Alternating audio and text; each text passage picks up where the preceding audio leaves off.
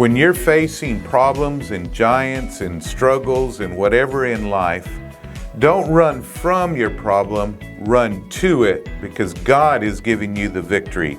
That's what we're going to talk about today on the Voice of Faith.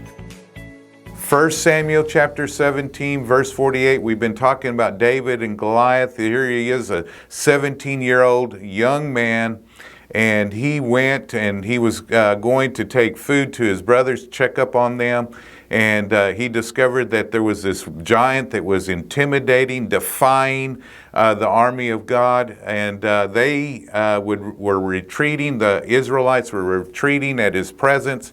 And David says, who is this uncircumcised Philistine that he would come against the armies of the living God? I love the tenacity of David. And David stood up to this giant. And of course, we know the rest of the story, that David brought this giant down and the Israelites had victory over the Philistines. But 1 Samuel chapter 17, verse 48 says, so it was when the Philistine arose and came and drew near to meet David, that David hurried and ran toward the army to meet the Philistine. Now notice, it wasn't just the Philistine, but it was the Philistine army.